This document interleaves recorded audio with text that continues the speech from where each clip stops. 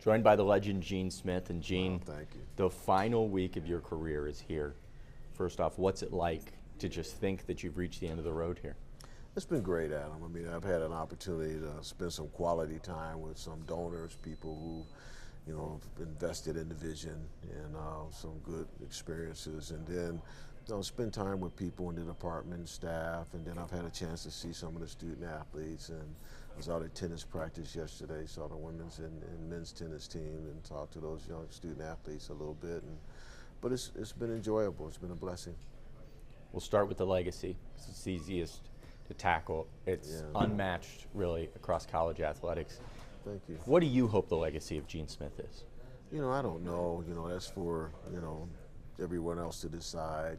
I tell you, I'm really proud of what we've created with the culture around our student athletes and the type of student athletes we recruited. 2005 when I came, we had 324 student athletes who were maintaining a 3.0 GPA out of 1,100. And this past April, we celebrated 811. So we've really shifted it, and I'm really proud of that. And then back in the day, you had behavioral issues. You had student athletes who, you wake up or you turn on the news or read the paper, and there were 3 or 4 or 5 kids who had been charged with something, and that was consistent. And so now you don't see that. So I'm really proud of our coaches, recruit character-based kids, kids who want to compete in the classroom. Who would ever thought that our football team would be talked about in the same breath as Harvard around an academic metric? So, I'm really proud of that. I know a lot of people don't look at those things, but I do. It's a long career with a lot of great accomplishments. What are some that, when you look back in 10 years, you might be most proud of? Well, I'm proud of what we just talked about academically, but I'm also proud of, just the competition that we've created with our sport teams, to win as many championships as teams or as individuals, conference or national. That's why kids want to compete. They want to win the championships, and so we put them in position to do that, and they've done that.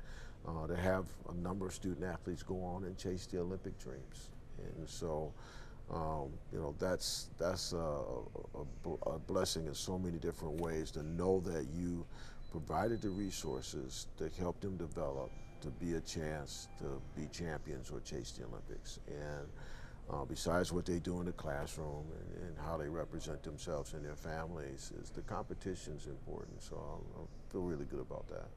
You talk about the competition, 36 sports around here. That's unmatched across college athletics. Right.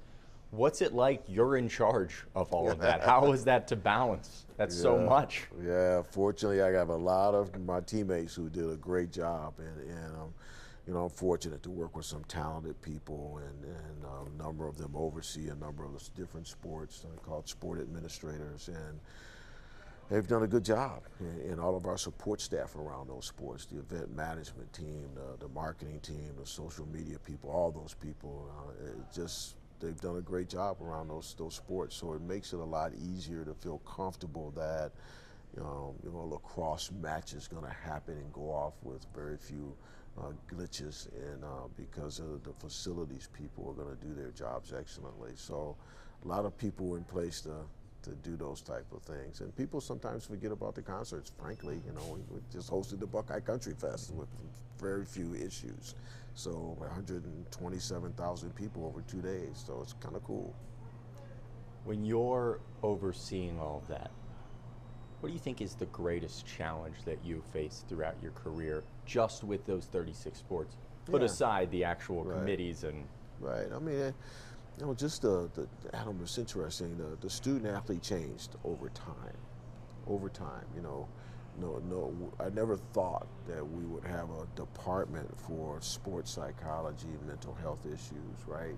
And so that issue is really prevalent. It's really prevalent, and so you're paying attention to that and bringing in the experts and helping our student athletes understand that it's okay to use those services. So, there's just been a number of different things like that that's changed over the years that you ultimately have to really pay attention to.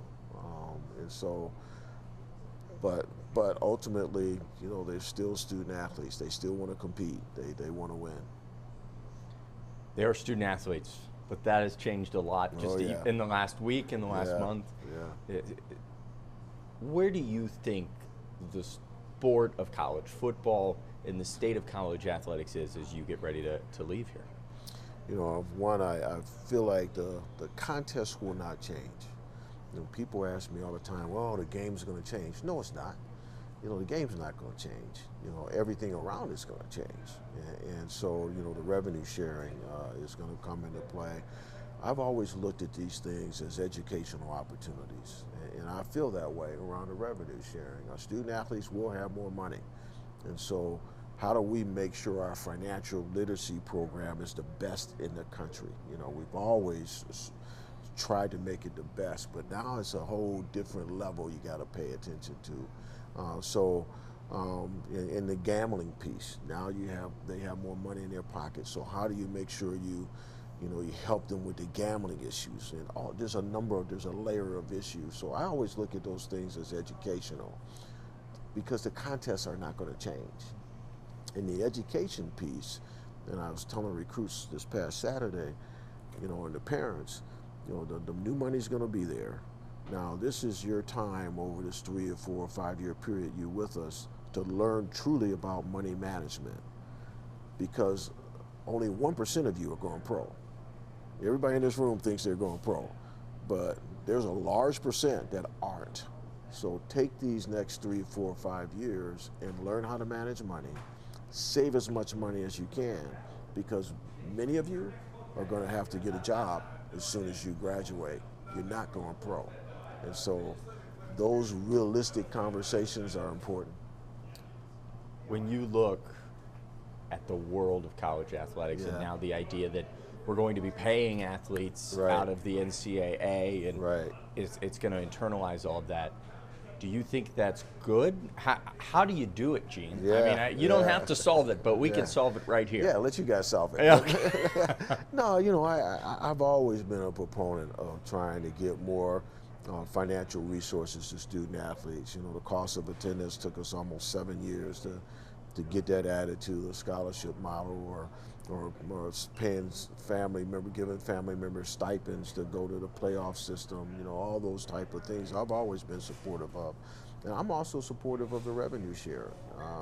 I'm not so sure I'm supportive of the way it might shake out. I don't know exactly how it's going to shake out, because the judge still has to make some decisions. We got to get clarity around Title IX, all those type of things.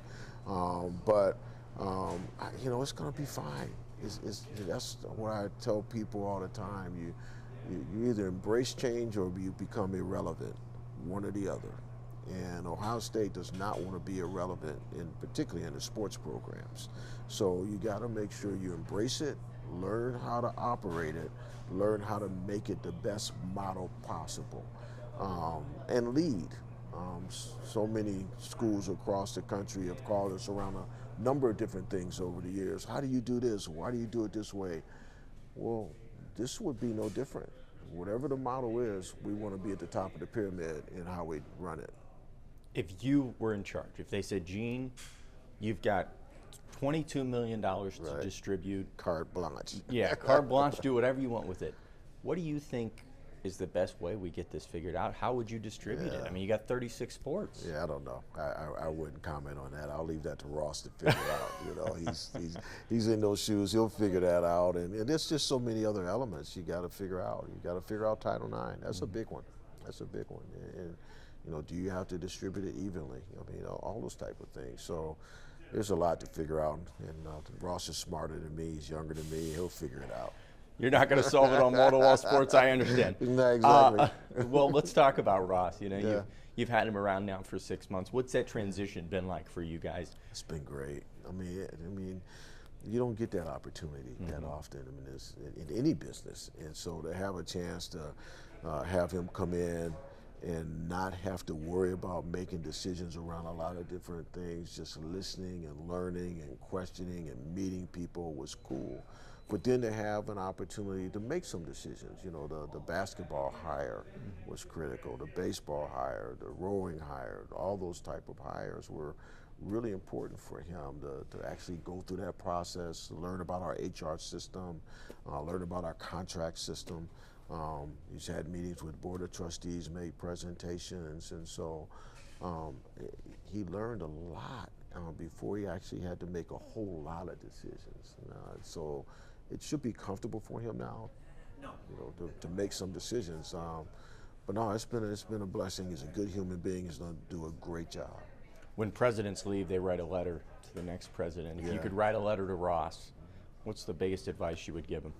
You know, it's just make sure you take advantage of the talents and skills all around you. Stay true to your principles as a leader. You know, you have integrity and respect for others and work ethic and so on and so forth. But there's so much talent in the athletic department, on this campus, and in this community. Don't feel like you have to, you know, in your cocoon, you know, make all the decisions without that input. Allow people to help you see what you don't see. And that's been my blessing. I've always leaned on my teammates to help me see what I don't see. And 90% of the time, they make decisions. I don't. You know, I just facilitate the conversation. Looking back, it's been a long career for you. To see yourself on the NCAA tournament board, to see yourself on the college football playoff committee, at the top of the sport, helping revolutionize sports. How important was that to you starting off your career? It was important, Adam, for a lot of reasons. One, I wanted to be in the room. You know, I wanted to be on the basketball committee. I wanted to be on the management committee, and so on and so forth, because I wanted to be a player, and I wanted to be in the room. And the other part for me was I wanted hiring authorities to see that somebody of color could do it. You know, back in the day when I first became an athletic director at 29, there were only 2 of us in this country. And now I used to count, and I've lost track. I don't even know. The Big Ten is a leader in that. But it was important for me to be in the room to impress upon those people who didn't look like me that someone who looked like me could be in the room and do it and be successful doing it. And so I felt that opportunity, not a burden, the opportunity to open doors for others. And so yeah, it was a lot to learn. It was something I aspired to be nominated for and ultimately be a part of, all these different committees and organizations. But those reasons are really the primary ones. Have you taken a minute to just kind of reflect, to just look back and say, wow, look what I've accomplished in my career? I haven't. You know, my wife Sheila and I have talked about it a little bit, and I probably will. You know, when I'm away and reflecting back, the questions and the interviews and things of that nature, talking to people, have caused me to reflect on moments in my career. But you know, I haven't, like, you know, looking at the totality. I haven't. I really haven't. So I'm sure I'm going to do that at some point. What is next? You know, you finally get a break here after all these years. What are you looking forward to? Well, you know, my wife and I are moving to Arizona. We have a home there, and I'm going to leave Columbus, and we sold our place here, and we're going to spend more time with our family. You know, we have 4 children, 8 grandkids, and a lot of extended family members on the West Coast, largely. So we're going to be closer to them and, you know, try and be more in their lives. I've been kind of halfway in. Now I want to be all the way in. And so I'm looking forward to that. They might not be, but I'm looking forward to it. And then I want to travel a little bit. You know, it's so funny. Sheila and I, particularly Sheila, she was an Olympian, so she traveled all around the world. We just want to travel places in the United States and in Canada. There's so many parks in the United States. We like to drive, so we're going to do that. So that's what's next, and I'm going to be available, you know, to my colleagues that I've had over the years to give them advice around certain things if they need help. My cell phone's not changing, so they know that, and So I'll periodically be on the phone, but in the background. But it's background. I like it. And then, I mean, you gonna be around Columbus at all? Are we gonna see you in the shoe, Nah. sneaking around the shoe? No. If I come back, well, the exception of the Iowa game for it was unbelievable honor that being in the Hall of Fame. I'm gonna come back to that. But my plan was always to kind of like sneak in. Fortunately, I still know all the ushers, so I might have to get a call Brett and get a parking pass. But otherwise, I know how to get in places. So I'll probably sneak in and sit in C deck somewhere and just enjoy the contest periodically. And then in the playoff, if our team is in the playoff, which I think it will be, then. The Fiesta Bowl hosts the quarterfinals, so fingers crossed. See you out there. Awesome, Gene. This was great. Thank you. I appreciate it. Hey,